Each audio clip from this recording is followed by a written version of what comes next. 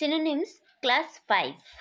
এই প্রত্যেকটা সিনোনিমস কিন্তু প্রিভিয়াস ইয়ার, তো এগুলো প্র্যাকটিস করলে কিন্তু প্রত্যেকটা এক্সামে কমন আসার সম্ভাবনা কিন্তু প্রবল। তো শুরু করা যাক। সলিসিট কথার অর্থ অনুরোধ করা, রিকোয়েস্ট। সারমাউন্ট কথার অর্থ কাটিয়ে ওঠা, অর্থাৎ কোনো পরিস্থিতিকে কাটিয়ে ওঠা, ওভারকাম করা। ব্রিস্ক কথার অর্থ দ্রুত, অর্থাৎ কুইক।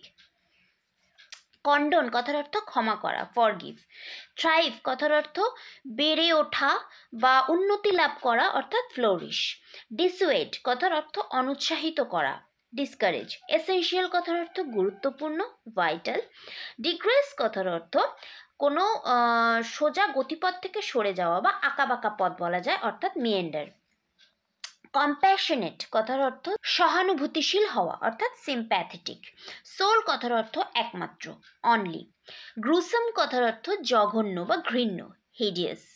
অ্যালিউর কথার অর্থ আকর্ষণ করা বা মুগ্ধ করা এমন, টেম্পট।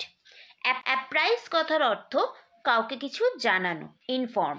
মিয়েগার কথার অর্থ ইনঅ্যাডিকুয়েট, অর্থাৎ অল্প পরিমাণে। অ্যাপেক্স কথার অর্থ একদম ওপরে, অর্থাৎ টপ। ইনফর্ম কথার অর্থ দুর্বল, অর্থাৎ উইক।